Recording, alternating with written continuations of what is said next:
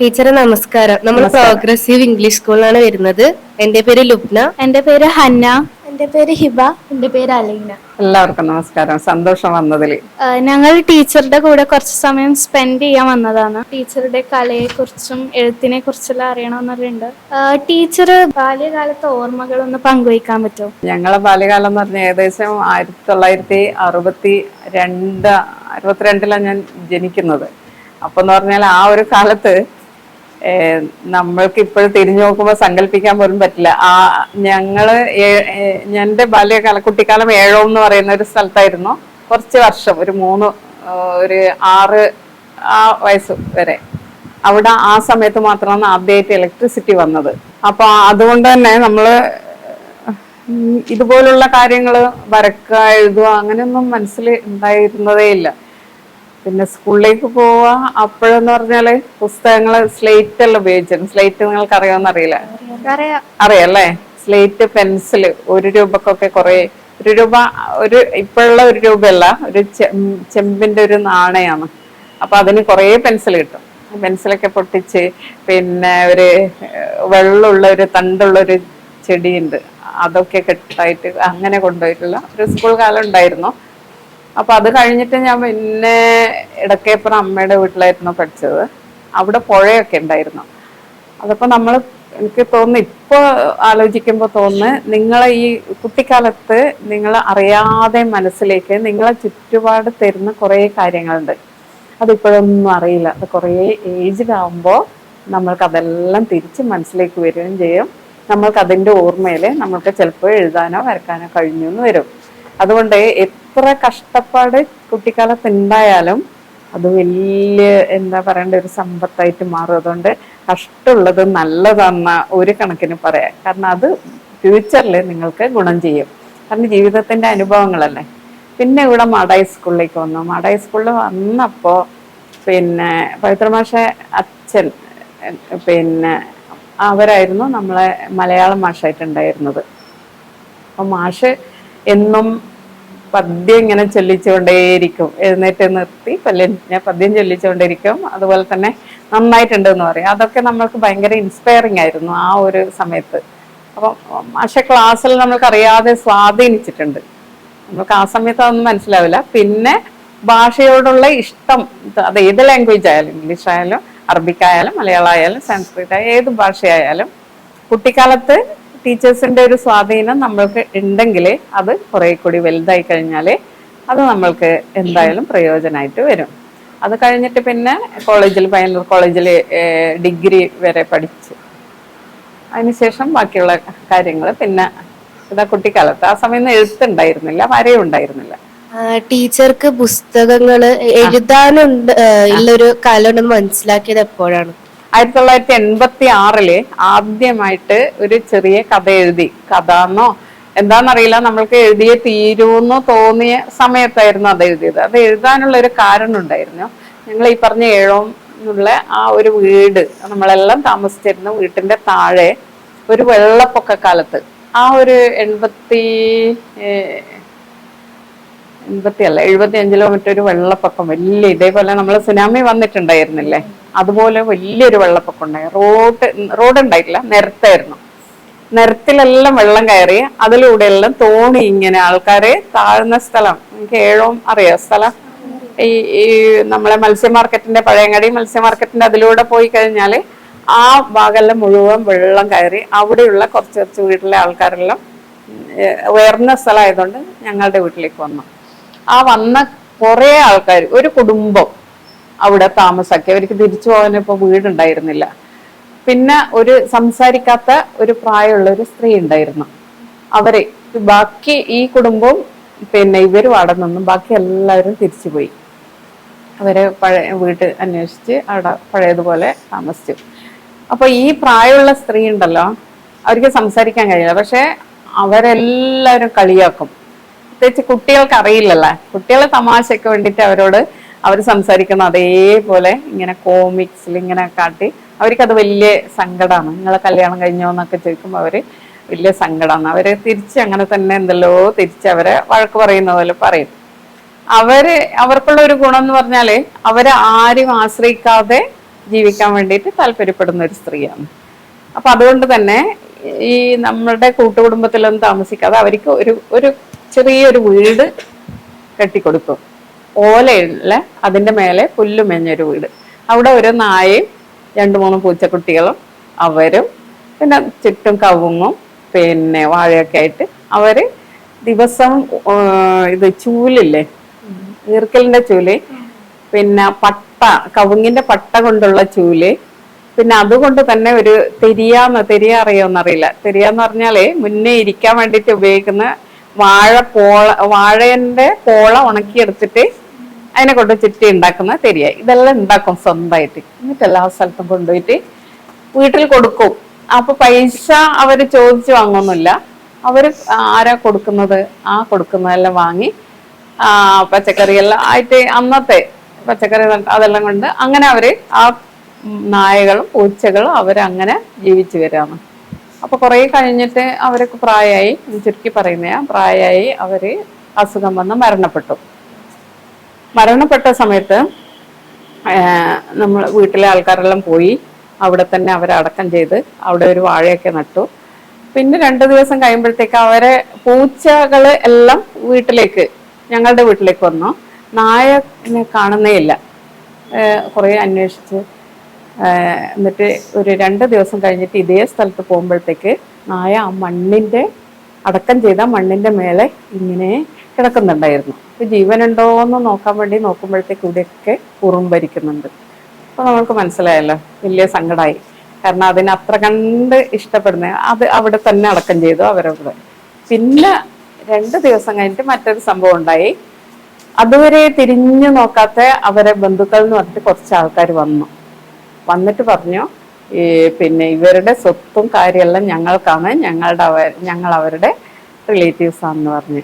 എന്നിട്ട് അവർ വീട്ടിന്റെ ഉള്ളിലേക്ക് കയറി. ഇപ്പൊ ഇവര് മണ്ണിന്റെ കുടുക്കകളില്ലേ, മണ്ണിന്റെ വലിയ കുടുക്ക, ചെറുത്, അങ്ങനെ ഇങ്ങനെ അവര് ഇങ്ങനെ വെച്ചിട്ടുണ്ടായിരുന്നു. അപ്പൊ അതിലെല്ലാം ഇവർക്ക് വീടുകളിൽ ഈ സാധനങ്ങൾ കൊണ്ടുപോയി കൊടുത്തപ്പോ കിട്ടിയ നാണയങ്ങള്, രൂപാനോട്ടുകള്, ഇതെല്ലാം ഇങ്ങനെ ഓരോന്നില് വൃത്തിയായിട്ട് വെച്ചിട്ടുണ്ടായിരുന്നു. ഈ ബന്ധുക്കളെല്ലാം എടുത്തിട്ട് കൊണ്ടുപോയി സ്വത്തിന് വേണ്ടിയിട്ട് കേസ് കൊടുത്തു. എനിക്കത് അവരെ ഭയങ്കര സങ്കടമായി. കാരണം നമ്മൾ ബന്ധുക്കൾ എന്ന് പറഞ്ഞിട്ടുള്ളവര് ജീവിക്കുമ്പോൾ അവർക്ക് ഒന്നും കൊടുക്കാതെ തിരിഞ്ഞു നോക്കാതെ എന്നിട്ട് പിന്നെ മരിക്കുമ്പോൾ വന്നിട്ട് ഇതിനു വേണ്ടിയിട്ട് വില പേശുക എന്നുള്ളത് അതെനിക്ക് മനസ്സിൽ കുറേ വലിയ സങ്കടമായി. കാരണം അവര് ഭയങ്കര ഈ ചെരുപ്പില്ലേ, ചെരുപ്പ് എവിടെ നിന്നും കിട്ടിയ ചെരുപ്പിനെ ഈ തുണി കട്ട് ചെയ്ത് കീറിയെടുത്തിട്ട് വള്ളി ആയിട്ട് അതിട്ടിട്ട് ചെരുപ്പെല്ലാം ഉണ്ടാക്കുക. പക്ഷെ അവര് ഭയങ്കര വൃത്തിയായിരുന്നു. തീന്ന് പറഞ്ഞ വീടെല്ലാം വിറകെല്ലാം അടുക്കി വെച്ച് എല്ലാം വൃത്തിയായിരുന്നു വീട്. അപ്പൊ അങ്ങനെയുള്ള ആൾക്കാരെ ആ ഒരു സങ്കടം മനസ്സിന് പോവാത്തത് കൊണ്ട് ആ ഒരു കഥയായിട്ട് ആദ്യമായിട്ട് മാതൃഭൂമിക്ക് അയച്ചു കൊടുത്തു. മാതൃഭൂമി അന്നേരം കുഞ്ഞുണ്ണി മാഷായിരുന്നു ബാലപംക്തി എന്ന് പറഞ്ഞിട്ട് ഒരു കോളം ചെയ്യുന്നുണ്ടായിന്. മാതൃഭൂമിന്റെ ബാക്ക് സൈഡിൽ ഒരു കോളം കുട്ടികൾക്ക് വേണ്ടിയിട്ടുണ്ടായിരുന്നു. അപ്പൊ ഞാൻ കുട്ടിയല്ല, കുറച്ചുകൂടി മുതിർന്നിട്ടുണ്ടായിരുന്നു. പക്ഷെ അതുപോലെ അച്ചടിച്ചിട്ട് വന്നു. 1986 അത് കഴിഞ്ഞിട്ട് പിന്നെ പേന തൊട്ടിട്ടേയില്ല എഴുതാൻ വേണ്ടിയിട്ട്. എന്തായിരിക്കും കാരണം എന്ന് നിങ്ങൾക്കൊന്ന് ഊഹിക്കാൻ പറ്റുമോ? സ്ത്രീ എന്നുള്ള രീതിയിൽ ആലോചിച്ചു കഴിഞ്ഞാൽ എന്തുകൊണ്ടായിരിക്കും മനസ്സിലാവും. ഓ, ഒരു കാരണം അങ്ങനെ ആലോചിക്കാം. വേറെ എന്തെങ്കിലും കാരണം തോന്നുന്നുണ്ടോ? നമ്മള് കല്യാണം കഴിഞ്ഞ് കുടുംബമായി കഴിഞ്ഞ് ജോലിയും കൂടി ആയി കഴിഞ്ഞാല് സ്ത്രീകൾക്ക് പ്രത്യേകിച്ചിട്ട് വീടിന്റെ ഭരണം മുഴുവനുണ്ട് അല്ലേ? ജോലി സ്ഥലത്തെ ജോലി എന്ന് പറയുന്നവരെല്ലാം ടീച്ചേഴ്സ് എല്ലാം രാവിലെ മുതൽ വൈകുന്നേരം വരെ ചെയ്യുന്ന ജോലി ഉണ്ടല്ലോ, അത് കഴിഞ്ഞ് വീണ്ടും വീട്ടിലേക്ക് വന്ന ജോലി, പിന്നെ ബാക്കിയുള്ള കുറെ ഉത്തരവാദിത്തങ്ങള് എല്ലാം കൂടി നമുക്ക് എഴുതാനുള്ള സമയം കിട്ടുന്നില്ല. അപ്പൊ അത് നമ്മളെ ഇഷ്ടങ്ങളെല്ലാം നമ്മൾക്ക് ഉണ്ടാവും. എല്ലാവർക്കും പാഷൻ എന്ന് പറഞ്ഞിട്ട് ഒരുപാട് ഉണ്ടാവും അല്ലെ, എത്രയോ ഉണ്ടാവും. പക്ഷെ അതിൽ മുന്നിൽ നിൽക്കുന്ന ഒരു കാര്യം ഉണ്ടാവും, അത് നമ്മൾക്ക് തന്നെ മനസ്സിലാവും. അതിന്റെ ചില സൈൻ നമ്മൾക്ക് കിട്ടിക്കൊണ്ടിരിക്കും. കാരണം തുടർന്ന് നമുക്ക് വരച്ചോണ്ടേ ഇരിക്കാൻ തോന്നുന്നുണ്ടെങ്കിൽ ആർട്ട് തന്നെ അവർക്ക് ഏറ്റവും പ്രൊമിനന്റ് ആയിട്ട് നിൽക്കുന്നത്. എഴുതിക്കൊണ്ടേ ഇരിക്കാൻ തോന്നുന്നുണ്ടെങ്കിൽ അതായിരിക്കും. ഇല്ല ഇപ്പൊ ക്യാമറ, അത് ഇവരെ പാഷൻ ആയിരിക്കും ചിലപ്പോ ക്യാമറ. അത് ആണെങ്കിൽ എത്ര ഫോട്ടോ എടുത്താലും നമ്മൾക്ക് മതിയാവുകയില്ല. ഈ ട്രാവൽ ആയിരിക്കും, പിന്നെ ഫുഡ് ഉണ്ടാക്കലായിരിക്കും, അങ്ങനെ എത്രയോ ഉണ്ട്. ഒരാളുകൾക്ക് 10-90ഓളം ഇഷ്ടങ്ങൾ കാഷ്വലായിട്ട് ഉണ്ടാവും. പക്ഷെ അതിൽ ഏകദേശം 9 എണ്ണം നമ്മൾക്ക് പുറത്തേക്ക് കൊണ്ടുവരാം. അതിൽ ഒന്ന് എന്തായാലും നമ്മൾക്ക് വളർത്തി കൊണ്ടുവരാൻ പറ്റും. പക്ഷെ ഇതൊന്നും അറിയാതെ നമ്മളെ ജീവിതത്തിന്റെ കഷ്ടപ്പാടുള്ളവർക്ക് ചിലപ്പോൾ എല്ലാവർക്കും സാഹചര്യം ഒരുപോലെ ആയി എന്ന് വരില്ല. കഷ്ടപ്പാടുകൾ കൊണ്ട് അത് നമ്മൾക്ക് മറന്നേ പോയിട്ട് ജീവിതം അങ്ങനെ പോവും. അപ്പൊ അങ്ങനെ വരുമ്പോ നമ്മൾ ആരാന്ന്, നമ്മളെ ഐഡന്റിറ്റി എന്താന്ന് നമ്മൾക്ക് അറിയിക്കണം എന്നുള്ളത് കൊണ്ട് കൂടിയാണ് ഞാൻ വളരെ വൈകിട്ട് റിട്ടയർ ആയതിനു ശേഷം 2017 ശേഷമാണ് ഇതിലേക്ക് വന്നത്. അപ്പൊ നമ്മൾ പേഷൻ ഏത് കാലത്തായി കഴിഞ്ഞാലും ആരൊക്കെ എന്തൊക്കെ പറഞ്ഞു കഴിഞ്ഞാലും ആ പേഷൻ നമ്മൾക്ക് മുറുകെ പിടിക്കുക വേണം. ജോലി എന്നുള്ളത് നമ്മളെ ഏണിങ്സ് എന്തായാലും അല്ലെ, ഫാമിലി ഏണിങ്സ് ഉണ്ടായിരിക്കണം. അതിന് പുറമേ ആയിരിക്കും നമ്മൾ പേഷൻ, അതിനെ നമ്മൾ വളർത്തിക്കൊണ്ടുവരണം. എന്നാൽ നമ്മൾക്ക് മനസ്സിന് ഒരുപാട് എത്രയോ വിഷമങ്ങൾ ഉണ്ടായിരിക്കും. അതിനൊക്കെ ഒരു എന്താ പറയണ്ടേ, മരുന്ന് പോലെ, മെഡിസിൻ പോലെ ഇതിങ്ങനെ കൊണ്ടുപോകാൻ വേണ്ടിയിട്ട് പറ്റും. അപ്പോഴും നമ്മൾക്ക് മനസ്സ് വളരെ കൂളാവും, ടെൻഷനൊന്നും ഉണ്ടാവില്ല. നമ്മളിപ്പോ പല കാരണങ്ങൾ കൊണ്ട് നമ്മൾ ഉപ്പാനോടും ഉമ്മാനോടെല്ലാം വഴക്കിടും, ഇല്ലേ, ഏട്ടന്മാരോടെല്ലാം വഴക്കിടും. അപ്പോ നമ്മൾ ചിലപ്പോ വഴക്കിടുന്നത് ആ കാരണം കൊണ്ടൊന്നും ആയിരിക്കില്ല, അത് വഴക്കിട്ടു, പക്ഷെ ഉള്ളിൽ വേറെ നമ്മളെ ഇങ്ങനെയുള്ള ഇഷ്ടങ്ങളെ സാറ്റിസ്ഫൈഡ് ആവാത്തത് കൊണ്ടായിരിക്കും വഴക്കിടുന്നത്. അത് മനസ്സിലാവണം. എല്ലാ പേരൻസിനും മനസ്സിലാവുമെന്നറിയില്ല, ചില പേരൻസിന് മനസ്സിലാവും, ടീച്ചേഴ്സിന് മനസ്സിലാവും, അങ്ങനെ. ഓക്കെ. ടീച്ചറുടെ അനുഭവങ്ങൾ തന്നെ കഥയും ചിത്രലായിട്ട് വരക്കുന്നത്? അത് അനുഭവങ്ങൾ എല്ലാ അനുഭവങ്ങളും പറഞ്ഞുകൂടാ. ഞാനിപ്പോ വായിക്കുന്ന സ്വഭാവം ചെറുതിലേ ഉണ്ടായിരുന്നു. കാരണം ഈ ചെറിയ ഒരു 3-ാം ക്ലാസ് 4-ാം ക്ലാസ് പഠിക്കുമ്പോൾ അന്ന് ബാലയുഗം എന്ന് പറഞ്ഞിട്ട് ഒരു ഇതുണ്ടായി, പൂമ്പാറ്റ, ബാലയുഗം, പിന്നെ അങ്ങനെയുള്ള പുസ്തകങ്ങൾ നിങ്ങൾ എല്ലാം വായിക്കുന്നത് പോലെ ചിത്രകഥകൾ, അതിൽ നിന്ന് കാർട്ടൂണുകൾ, ആ രീതിയിലുള്ളത് നിങ്ങളെ അപ്പൊ നമ്മൾക്ക് അങ്ങനെയുള്ള കഥാപുസ്തകങ്ങൾ കുറച്ചുകൂടി വളർന്നപ്പോൾ പിന്നെ പുസ്തകങ്ങൾ നന്നായിട്ട് വായിക്കാൻ തുടങ്ങി. കുറേ ശരിക്കും വായിച്ചു വരുമ്പോ നമ്മൾക്ക് നമ്മളതായിട്ടുള്ള ഒരു സങ്കല്പം, ഒരു ഡ്രീം വേൾഡ് നമ്മൾക്ക് തന്നെ ഉണ്ടാവും. നമ്മൾ അതിലൂടെ അങ്ങനെ സഞ്ചരിക്കാം. അതിന് ചെലവൊന്നുമില്ലല്ലോ അല്ലെ. നമ്മൾക്ക് ലോകത്തിൽ എവിടെ വേണമെങ്കിലും മനസ്സുകൊണ്ട് പോകാൻ പറ്റും അല്ലെ. അപ്പൊ അങ്ങനെ സങ്കല്പിച്ചുണ്ടാക്കിയ കഥകളിലെ നമ്മളെ ചെറിയ അനുഭവങ്ങൾ കൂടി അറിയാതെ വരും. അങ്ങനെയായിരുന്നു. ടീച്ചറിന് ഏറ്റവും ഇഷ്ടപ്പെട്ട ജോലി ഏതാണ്? വരയാണോ അതോ എഴുത്താണോ? ഇതൊന്നുമല്ല. ഇഷ്ടപ്പെട്ടത് കൃഷി, ഇഷ്ടപ്പെട്ടത് ചെടികൾ നടുക, ഗാർഡനിങ്, അതുപോലെ തന്നെ ഇങ്ങനെ പച്ചക്കറികൾ നടുക, അതുപോലെ തന്നെ സ്ഥലം ഇല്ലാത്തതുകൊണ്ടായില്ലേ ഇതിന് അത്ര കണ്ട് ഇഷ്ടത്തോടെ ഫാമിങ് ഇഷ്ടമാണ്. കൃഷി ചെയ്തു കഴിഞ്ഞാൽ മതിയാവാതെ ചെയ്യായിരുന്നു. ടീച്ചറുടെ വളർച്ചയിൽ ഗുരുനാഥന്മാർ പങ്കുവച്ചിട്ടുണ്ടോ?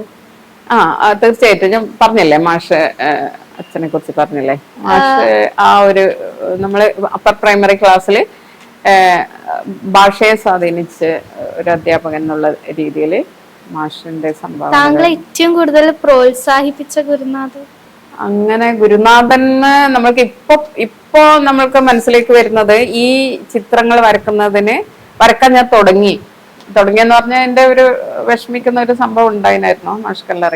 ആ സംഭവത്തിന് ശേഷം എനിക്ക് പിന്നെ മനസ്സുകൊണ്ട് ഭയങ്കര പ്രയാസം, ഉറങ്ങാൻ പറ്റുന്നില്ല, പിന്നെ അങ്ങനെ മനസ്സുകൊണ്ട് വല്ലാതെ വിഷമം. ആ സമയത്ത് ഞാൻ വെറുതെ ഇങ്ങനെ വരച്ചിട്ട് FB പോസ്റ്റ് ചെയ്തപ്പോൾ KKR വെങ്ങര എന്ന് പറഞ്ഞിട്ട് ഇവിടെ അടുത്ത് തന്നെ ഉള്ളൊരു ശില്പി, പുതിയങ്ങാടി ജമായത്തിലെ ആർട്ടിന്റെ ടീച്ചറായിട്ടുള്ള KKR വെങ്ങര മാഷ് ശില്പിയും ആർട്ടിസ്റ്റാ. മാഷ് കണ്ടിട്ട് പറഞ്ഞു, ഇതില്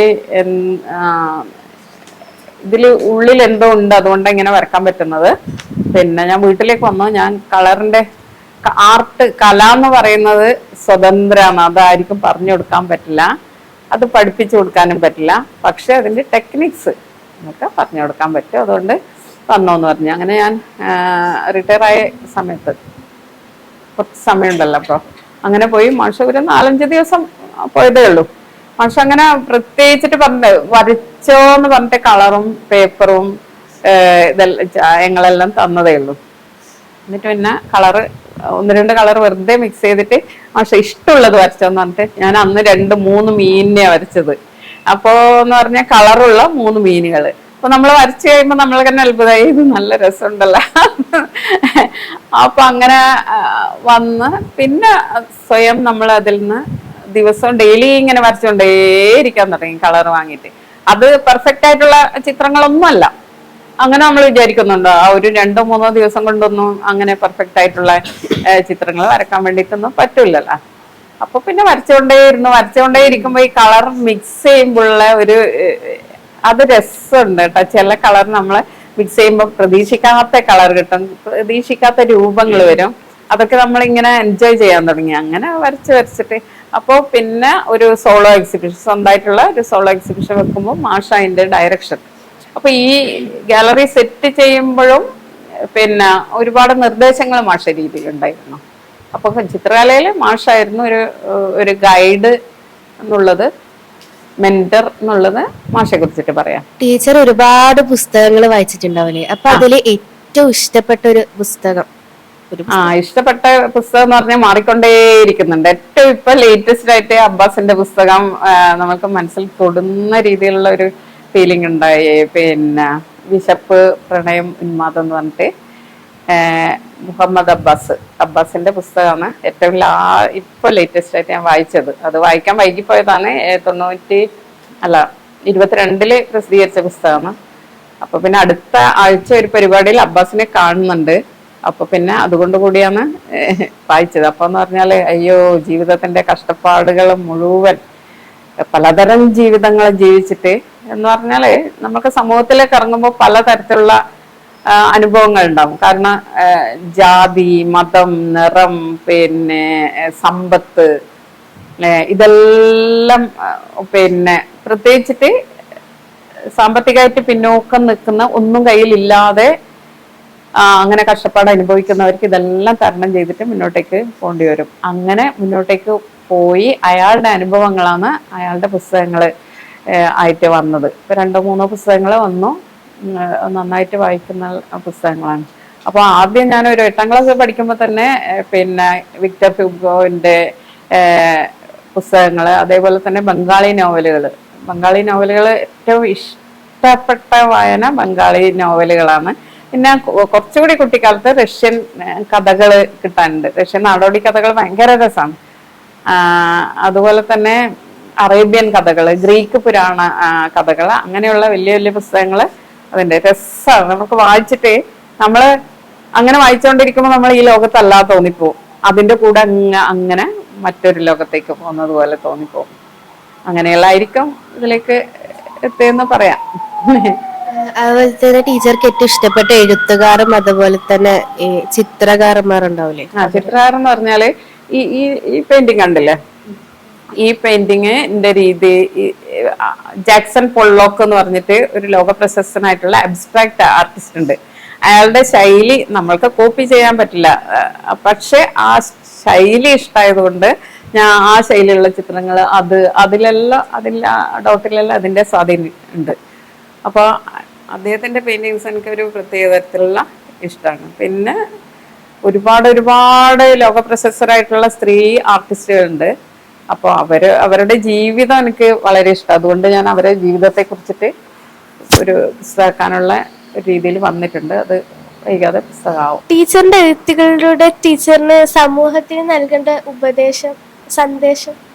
സന്ദേശം നമ്മൾ അങ്ങനെ സന്ദേശം കൊടുക്കാൻ മാത്രം അങ്ങനെ ഇതൊന്നും അറിയില്ല. പിന്നെന്ന് പറഞ്ഞാൽ നല്ല കാര്യം ഇതിപ്പോ എന്ന് പറഞ്ഞാൽ നമുക്ക് അറിയാം, നിങ്ങൾ പത്രത്തിലൂടെ എല്ലാം വായിക്കുന്ന വാർത്തകൾ, അതെല്ലാം എന്ന് പറഞ്ഞാൽ നല്ലൊരു രീതിയിലുള്ള ഫിലിമുകൾ, ഒരു ക്രൈം ഫിലിമുകൾ, ഹൊറർ ഫിലിമുകൾ ധാരാളമായിട്ട് ഇറങ്ങുന്നുണ്ട്. അത് കൊടുക്കുന്ന സന്ദേശം എന്തായിരിക്കും? അതുകൊണ്ടായിരിക്കും ആ കുട്ടി, പാലക്കാടുള്ള കുട്ടി പ്രിൻസിപ്പലിനെ HM വഴക്ക് പറഞ്ഞത്. അത് കുട്ടി അറിയാതെ ഈ സിനിമയോ അല്ലെ അത് ഏതിന്റെങ്കിലും സ്വാധീനം കൊണ്ടായിരിക്കും. കുട്ടി സ്വയം അങ്ങനെ ആയിരിക്കുമല്ലോ, അവന്റെ ഒരു കുട്ടീന്റെ ചുറ്റുപാട് അവനെ ആ ഒരു രീതിയിലേക്ക് ആക്കുന്നത്. അപ്പൊ എന്ന് പറഞ്ഞാൽ നമ്മള് ഇത്രയേ ഉള്ളൂ, വളരെ ലളിതമാണ് ജീവിതം അല്ലെ, കുറച്ച് ഒരു ഭക്ഷണം മതി. അതുപോലെ തന്നെ മോശമായിട്ട് ആരെയും നമ്മളിപ്പോ ഒരു കാര്യം കണ്ടു കഴിഞ്ഞാൽ ഏറ്റവും കൂടുതൽ നല്ല വാക്ക് പറയാതിരിക്കാൻ വേണ്ടിയിട്ട് ആൾക്കാർ ശ്രദ്ധിക്കുക. അതിന് പകരം നല്ല വാക്കുകൾ പറയാ. ഒരു ചെറിയ ഒരു വാക്ക് തന്നെ ചില ആളെ ജീവിതത്തിനെ മാറ്റിമറിക്കും അല്ലേ? പിന്നെ അതുപോലെ തന്നെ നമുക്ക് ചെയ്യാൻ പറ്റുന്ന കുഞ്ഞു കുഞ്ഞു കാര്യങ്ങള്, ഹെൽപ്പുകള് സുഹൃത്തുക്കളൊക്കെ ചെയ്തു കഴിഞ്ഞാൽ എന്ത് രസമല്ലേ? കുറച്ച് കുറച്ച് ചെയ്യുമ്പോഴത്തേക്ക് നമ്മൾക്കുള്ളിൽ ഒരു സന്തോഷം വരും അല്ലെ? ആ സന്തോഷം നമ്മളെ എന്താ പറയണ്ട ആരോഗ്യത്തിന് കൂടി നല്ലതാണ്, സമൂഹത്തിനും നല്ലതാണ്, നമ്മുടെ കുടുംബത്തിനും എല്ലാ ലോകത്തിനും നല്ലതാണ്. അത്രേ ഉള്ളൂ അല്ലേ? എഴുതുമ്പം ടീച്ചറിൻ്റെതായ ഒരു ഭാഷ ഉണ്ടാക്കിയത് എങ്ങനെയാണ്? ഭാഷ ഉണ്ടാക്കിയത് നമ്മള് ഇത്ര കാലം കൊണ്ട് നമ്മൾ വളർന്നു വന്നതും നമ്മൾ വായിച്ചതും നമ്മുടെ ചുറ്റുപാടും. എനിക്ക് ഏറ്റവും ഇഷ്ടമുള്ള വൈക്കം മുഹമ്മദ് ബഷീറിന്റെ എഴുത്തുകൾ ഭയങ്കര രസത്തിലുള്ള എഴുത്തുകളാണ്. ജീവിതം തന്നെ അതിൽ എഴുതി വരുന്നത് അല്ലെ? അത്ര കണ്ട് നിങ്ങൾ എല്ലാ കാലത്തും എല്ലാ പ്രായത്തിലുള്ള ആളുകൾക്കും വായിക്കാൻ പറ്റിയ പുസ്തകമാണ് അദ്ദേഹത്തിന്റെ പുസ്തകം. അതുപോലെ തന്നെ ആരണ്യകം എന്ന് പറഞ്ഞിട്ട് വിഭൂതിഭൂഷൺ ബന്ദോപാധ്യായന്റെ ഒരു നോവല്, അത് എന്നെ ഭയങ്കരമായിട്ട് ആകർഷിച്ചൊരു നോവലാണ്. അപ്പൊ ഇങ്ങനെയുള്ള പല ഭാഷകളിലെ നോവലുകള്, അതുപോലെ തന്നെ ബാക്കിയുള്ള ലേഖനങ്ങള്, പുസ്തകങ്ങള് പൊതുവെ. അപ്പൊ ഇതെല്ലാം വായിച്ചു വരുമ്പോഴത്തേക്ക് അറിയാതെ നമ്മളെ ഭാഷ നന്നായിട്ട് വരും.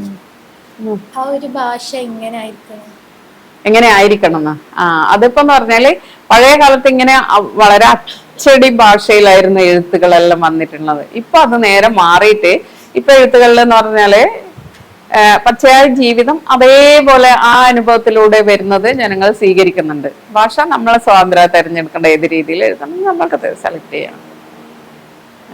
ടീച്ചറായിരിക്കെ ടീച്ചറിന് ഏറ്റവും സന്തോഷം തോന്നിയ നിമിഷങ്ങൾ ഏതാ? ആയതല്ലേ? അതിന് ശേഷം അധ്യാപിക എന്നുള്ള നിലയിൽ സന്തോഷം തോന്നിയത് അല്ലെ? സന്തോഷം തോന്നിയെന്ന് പറഞ്ഞാല് പിന്നെ ഞങ്ങളെ സ്കൂള്, ഞാൻ ഭയങ്കര പ്രിയദർശിനി യു പി സ്കൂളില് 7th വരെയുള്ള ക്ലാസ്സിൽ ഉള്ള ടീച്ചറായിരുന്നു. അപ്പൊ അവിടെ ഒരു കുട്ടി ഒരു 6th ഒരു കുട്ടി TC വാങ്ങിയിട്ട് അവിടത്തേക്ക് വന്നിട്ടുണ്ടായിരുന്നു. അച്ഛനും അമ്മയും രാവിലെ ഓട്ടോറിക്ഷയില് കൂട്ടിക്കൊണ്ടുവന്നിട്ട് എടുത്തിട്ട് ക്ലാസ്സിലേക്ക് കൊണ്ടുപോയി ഇരുത്തും. നമ്മൾ എന്നിട്ട് കുട്ടിക്ക് പ്രത്യേകമായിട്ട് ഒരു സീറ്റ് ചെയറിന്റെ അടുത്ത് തന്നെ ഉണ്ടാക്കിയെടുത്തു. കാരണം ആ കുട്ടിക്ക് ഈ എല്ല് പൊടിയുന്ന ഒരു രോഗമുണ്ട്, എന്തോ അതിന്റെ പേരെനിക്കിപ്പോ ഓർമ്മയില്ല. ആ ഒരു ഇംഗ്ലീഷിലുള്ള ഒരു ലെങ്തി ആയിട്ടുള്ള ഒരു പേരുണ്ട് അതിന്. അപ്പൊ അതുകൊണ്ട് മറ്റുള്ളവർക്ക് ആർക്കും തൊടാൻ പറ്റില്ല, കാരണം അത്രയേ ഉള്ളൂ കുട്ടി, ചെറിയൊരു പക്ഷിക്കുഞ്ഞിന്റെ അത്രയേ ഉള്ളൂ.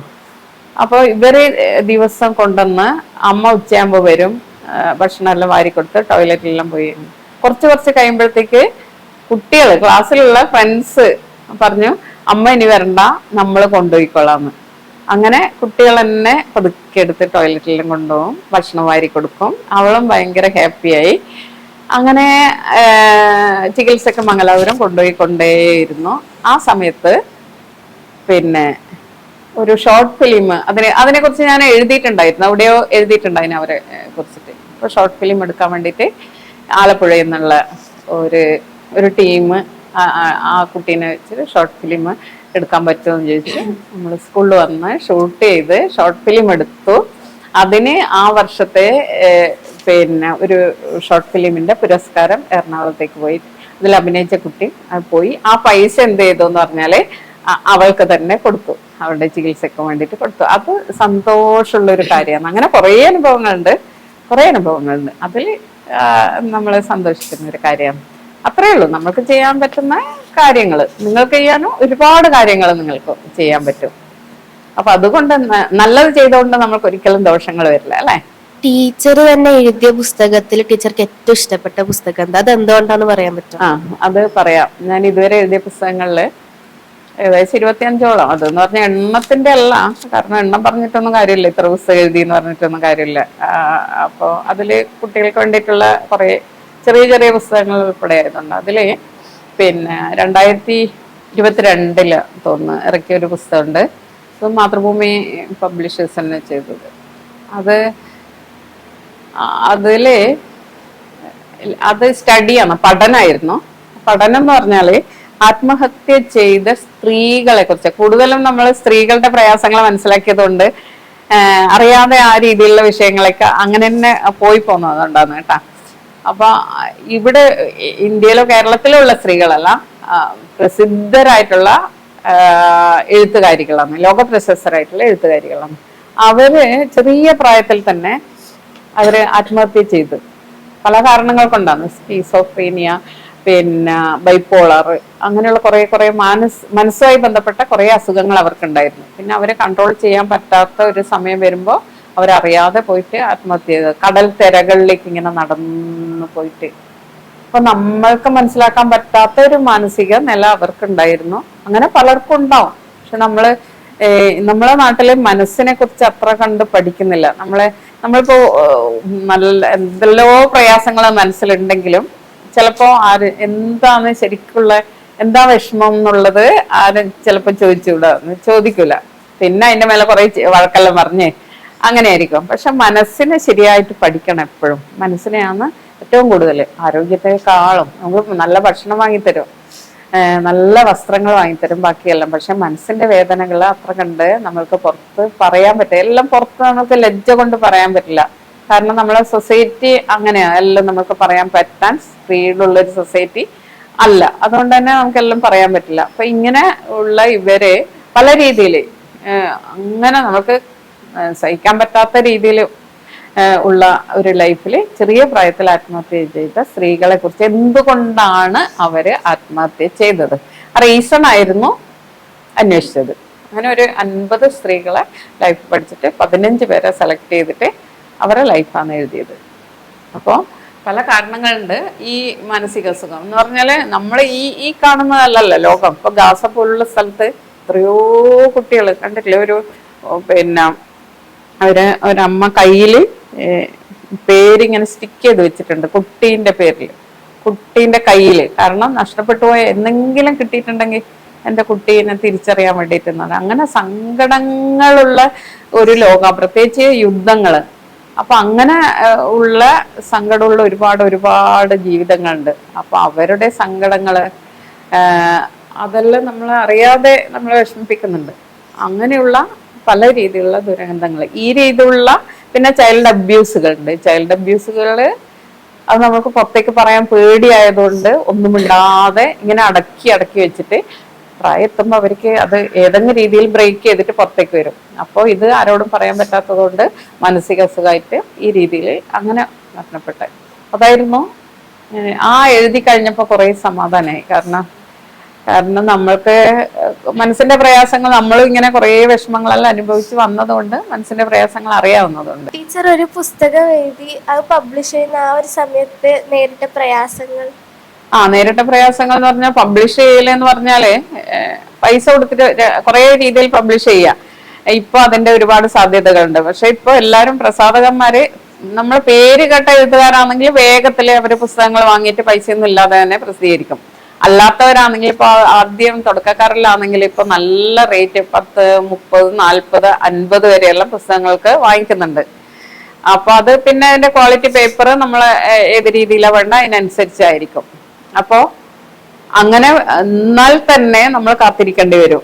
അവര് പ്രൂഫ് എല്ലാം നോക്കി ലേഔട്ട് ചെയ്ത് പിന്നെ അതിന്റെ കവറിലാക്കി പബ്ലിഷ് ചെയ്ത് പ്രസ്സിലേക്ക് കൊടുത്ത് കുറേ നാൾ കാത്തിരിക്കേണ്ടി വരും.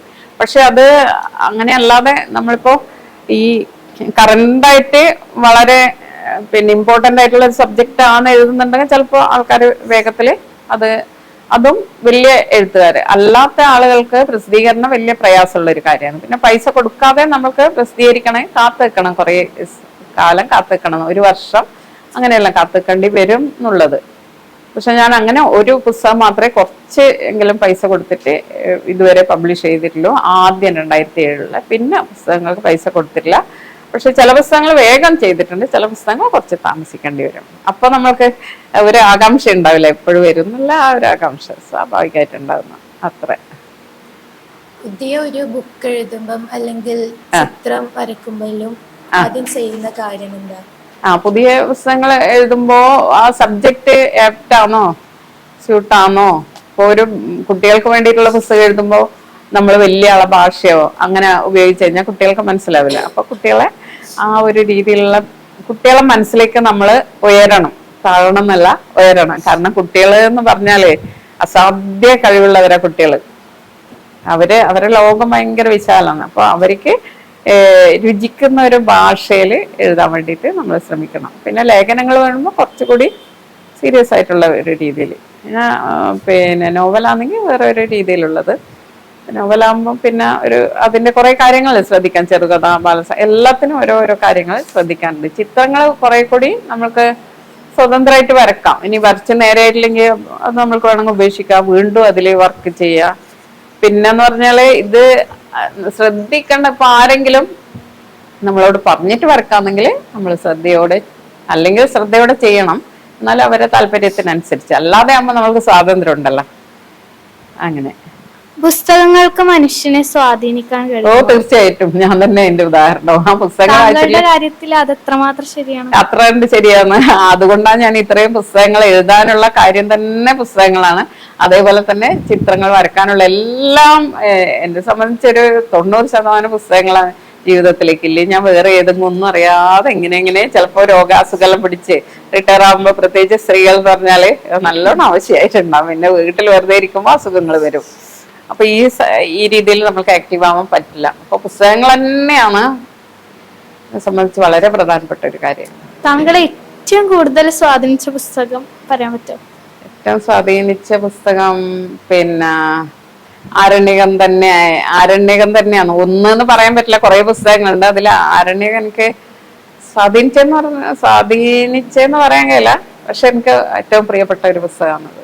ടീച്ചറിൽ എപ്പോഴാണ് ചിത്രം വരയ്ക്കുന്നത്? ബോറടിക്കുമ്പോഴാണോ, സങ്കടം വരുമ്പോഴാണോ, അതെങ്ങനെയാണ്?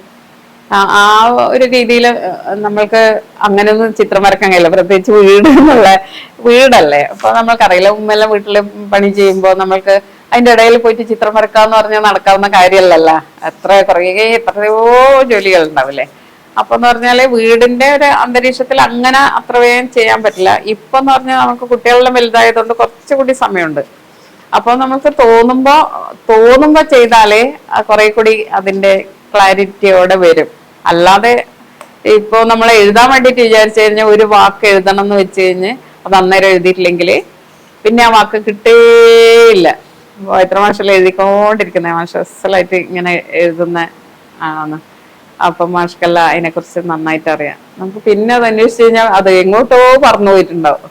അപ്പൊ എഴുതാൻ തോന്നുമ്പോ എഴുതണം, പക്ഷെ സമയം വളരെ അതിന്റെ സമയം വളരെ ഇതാണ്. ഞാൻ പക്ഷെ ഇപ്പൊ അടുക്കളയിൽ നിന്നായാലും തോന്നിക്കഴിഞ്ഞാല് ഒരു പേപ്പറിൽ എടുത്തിട്ട് പെയിന്റ് വെച്ചിട്ട് അങ്ങനെ വരക്കും, അങ്ങനെ പെയിന്റ് ചെയ്യും. പക്ഷെ വലിയത് വരക്കുമ്പോ അങ്ങനെ ചെയ്യാൻ പറ്റില്ല. ചെറിയ ഇതുപോലത്തെ പെയിന്റിങ് എല്ലാം അങ്ങനെ പേപ്പറിൽ അങ്ങനെ വരച്ചിട്ട്, പേപ്പർ ക്വാളിറ്റി പേപ്പർ ആവണം, ഇല്ലെങ്കിൽ അത് ലാസ്റ്റ് ചെയ്യില്ല. ഒരാള് ധാരാളം പുസ്തകം വായിച്ചത് കൊണ്ട് എഴുത്തുകാരിയാവും? ഇല്ല, അതെങ്ങനെ മനസ്സിലേക്ക് എടുക്കുന്നു, അതെങ്ങനെ ഉള്ളിലേക്ക് എടുക്കുന്നു എന്നുള്ളതാണ് പ്രധാന കാരണം. നമ്മൾ 1 കോടി പുസ്തകം വായിച്ചാലും ഇങ്ങനെ എണ്ണത്തിന് വേണ്ടിയിട്ട് ഇങ്ങനെ വായിച്ചു പോയതുകൊണ്ട് കാര്യമില്ലല്ലോ. അത് നമ്മളെ ഉള്ളിലേക്ക് എടുത്തിട്ട് അതിലെന്താണോ നമ്മൾക്ക് ഉൾക്കൊള്ളാൻ പറ്റുന്നത്. ഓരോ ആളും ഓരോ രീതിയിലാണ് ഓരോന്നിനെ കാണുന്നത്. ആ ഉൾക്കൊള്ളുന്നത് പോലെ ഇരിക്കും പുസ്തകങ്ങള്. കുറച്ച് വായിച്ചാല് അതിൽ നല്ലത് ഉൾക്കൊണ്ട് കഴിഞ്ഞാൽ, അല്ലാണ്ട് എണ്ണത്തിന് വേണ്ടിയിട്ട് വായിച്ചു എന്ന് പറഞ്ഞതുകൊണ്ട് കാര്യമില്ല. പഴയ ഒരു ബുക്കോ ചിത്രം എല്ലാം നോക്കുമ്പം എന്തെല്ലാം മാറ്റങ്ങൾ കാണാൻ പറ്റും ടീച്ചർക്ക്? ആ പഴയ രീതിയിൽ ഇപ്പോ മാറ്റങ്ങൾ എന്ന് പറയാൻ, ഇപ്പൊ എന്ന് പറഞ്ഞാല് എന്നെ സംബന്ധിച്ച് എനിക്ക് പെയിന്റിങ്ങിനെ കുറിച്ച് ഒന്നും അറിയില്ലായിരുന്നു. അതിന്റെ ബ്രഷോ ക്യാൻവാസോ അല്ലെങ്കിൽ നിറങ്ങളോ ഒന്നും അറിയാതെ ഞാൻ ഇതിലേക്ക് വന്നതാ. അത് കഴിഞ്ഞിട്ടാണ് ഞാനിപ്പോ ചിത്രങ്ങളെ ശ്രദ്ധിച്ച് വരയുന്ന ആൾക്കാരെ, ലോകപ്രശസ്തരായിട്ടുള്ള ആർട്ടിസ്റ്റുകളെ കുറിച്ചിട്ട് പിന്നെ അന്വേഷിക്കാനും അവരുടെ ലൈഫിനെ കുറിച്ചിട്ടും പിന്നെ ഒക്കെ ശ്രദ്ധിക്കാൻ വേണ്ടിയിട്ട് തുടങ്ങിയത്. ഇപ്പൊ നമ്മൾക്ക് ഈസി ആയിട്ട് എന്ത് ചെയ്യാം, പിന്നെ വലിയ വേൾഡിൽ ഏറ്റവും ടോപ്പ് ആയിട്ടുള്ള ഗാലറികളിൽ നമ്മൾക്ക് തന്നെ എൻ്റർ ചെയ്തിട്ട് അതില് എല്ലാ ചിത്രങ്ങളും അവരിങ്ങനെ എല്ലാം കാണിച്ചു തരാനുള്ള സംവിധാനം ഉള്ളത് കൊണ്ട് നമ്മൾക്ക് അതിൽ കാര്യം നടക്കുന്നത് പോലെ കാണാൻ വേണ്ടിയിട്ട് പറ്റും വലിയ മ്യൂസിയങ്ങളിൽ.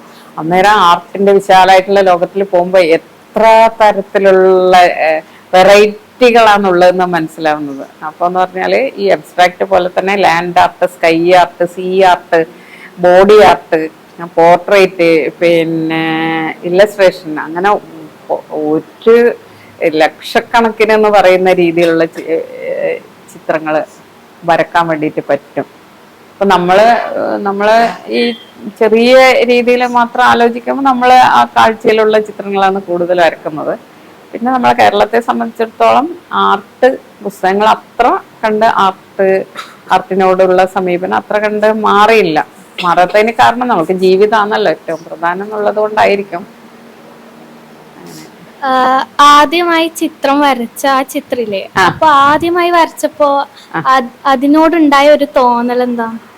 അത് നമ്മൾക്ക് ഉള്ളില് ആഹ്ലാദം എന്ന് പറയുന്നത് അത് സന്തോഷമല്ല. ആഹ്ലാദം എന്ന് പറയുമ്പോൾ ഉള്ളിൽ നിന്ന് ഇങ്ങനെ അറിയാതെ വരുന്ന നമുക്ക് വ്യാഖ്യാനിക്കാൻ കഴിയില്ല.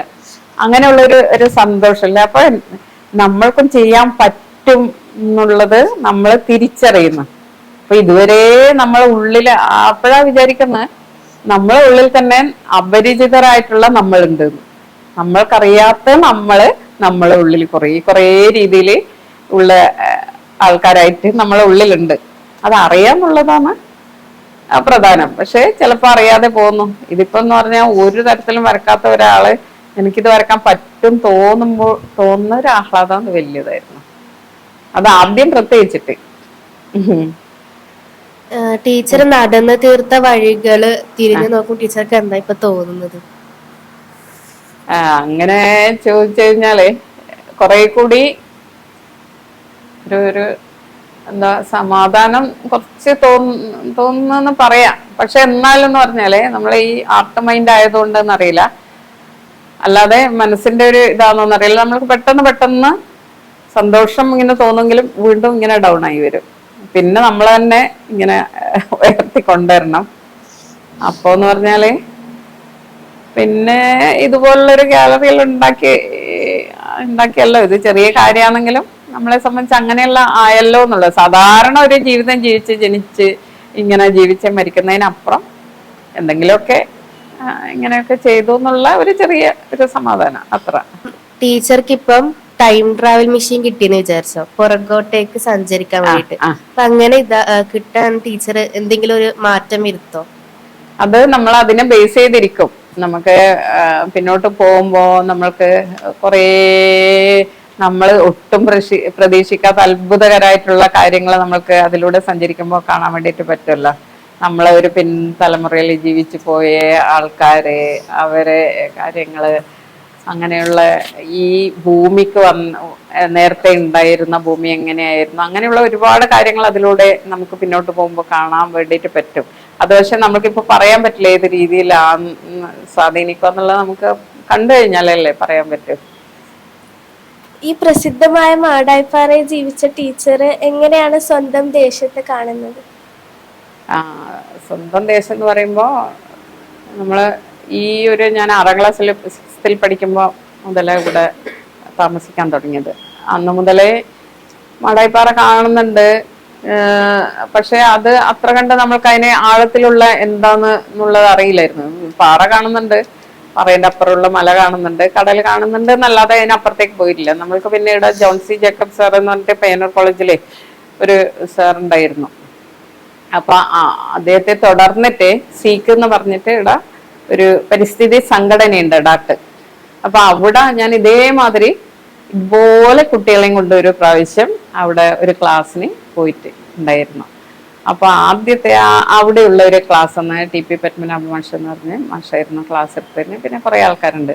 അപ്പൊ അവര് പറഞ്ഞ കാര്യങ്ങൾ അന്ന് മാടായിപ്പാറയെ കുറിച്ചിട്ട് അവര് പറഞ്ഞൊരു കാര്യം, അതിനെ വെച്ചിട്ടാണ് ഈ പാറ എന്നുള്ളത് വെറും പാറയല്ല, ഇത് എന്ന് പറഞ്ഞാല് വളരെ അപൂർവമായിട്ടുള്ള ചരിത്രവും അതുപോലെ തന്നെ കലയും പിന്നെ സംസ്കാരവും നാടോടി വാമൊഴികളും നാടോടി കലകളും അപൂർവമായിട്ടുള്ള ബയോഡൈവേഴ്സിറ്റിന്റെ അപൂർവമായിട്ടുള്ള സ്ഥലങ്ങൾ, അതുപോലെ തന്നെ ജിയോഗ്രഫി ആയിട്ട് ബന്ധപ്പെട്ടിട്ടുള്ള ഏറ്റവും പ്യുവറായിട്ടുള്ള വെള്ളം ലഭിക്കുന്ന സ്ഥലം, പിന്നെ സൂര്യരശ്മി നേരെ ഇങ്ങനെ പതിക്കുന്ന ഒരു രീതി, ചുറ്റും വെള്ളം, അത് നമ്മൾ ആലോചിക്കുന്നേ ഇല്ല. ഈ സൈഡിലൂടെ വയലപ്ര ഇങ്ങനെ പുഴ ഇങ്ങനെ ഒഴുകിയിട്ട് ചെമ്പല്ലിക്കുണ്ട് വഴി ഇങ്ങനെ ഇവിടെ ചൂട്ടാട് അങ്ങോട്ടേക്ക് എത്തുന്നു.